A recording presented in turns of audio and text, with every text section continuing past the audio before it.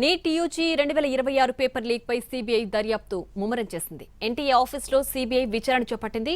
Paper తయారీ, printing ఎవరి ప్రమేయం ఉందా అనే దానిపై ఆరా తీస్తున్నారు. ప్రధాన నిందితుడు శుభం పూణే నుంచి పేపర్ను నాసిక్ తీసుకెళ్లినట్లు సీబీఐ గుర్తించింది. పరీక్షకు 3 రోజుల ముందే నాసిక్ తీసుకెళ్లాడు శుభం.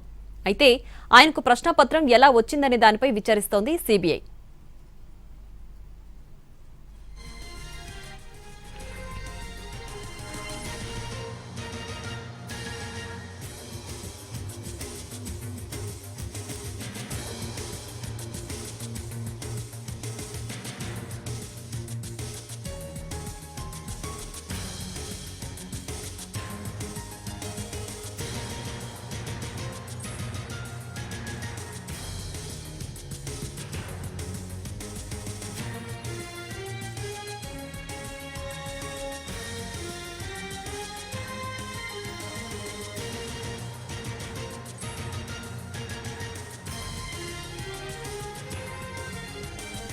మరోవైపు ఢిల్లీలోని ఎన్టీఏ ఆఫీస్ ముందు ఏబీవీపీ ధర్నా చేపట్టింది. కార్యాలయంలోకి చొచ్చుకెళ్లేందుకు ప్రయత్నించారు ఏబీవీపీ కార్యకర్తలు.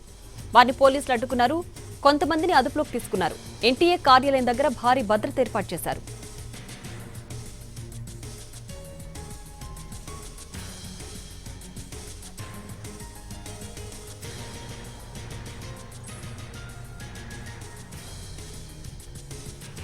నీట్ యూజీ 2026 పేపర్ లీక్ పై సీబీఐ దర్యాప్తు ముమ్మరం చేసింది. ఎన్టీఏ ఆఫీసులో సీబీఐ విచారణ చేపట్టింది.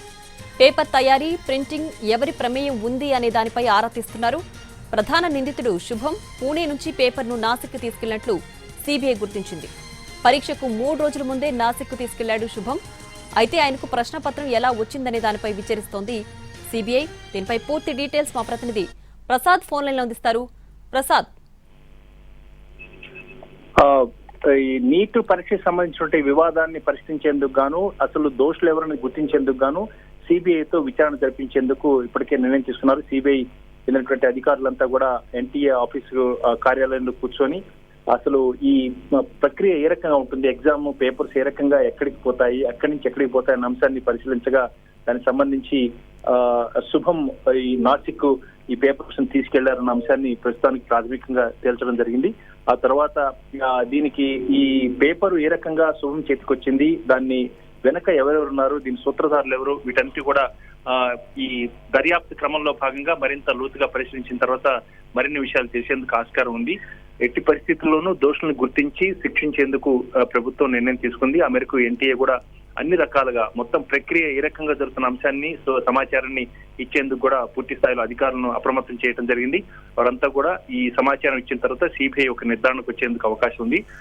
2024లో కూడా ఈ రకంగా పేపర్ లీక్ కావటం, బీహార్ కేంద్రంగా, అదేవిధంగా ఇప్పుడు రాజస్థాన్ కేంద్రంగా ఈ పేపర్ లీక్ కావటం అనే అంశానికి సంబంధించి పూర్తిగా లోతుగా పరిశీలించి ఇక మున్ముందు ఎప్పుడు కూడా ఇలాంటి లోపాలు జరగకుండా, ఇలాంటి పేపర్ లీకులు జరగకుండా ఉండేందుకు గాను కట్టుదిట్టమైన చర్యలు తీసుకునేందుకు కూడా ప్రధానమంత్రి నిన్న సాయంత్రం జరిగిన సమావేశంలో కూడా పూర్తి స్థాయిలో ఆదేశాలు జారీ చేయడం జరిగింది.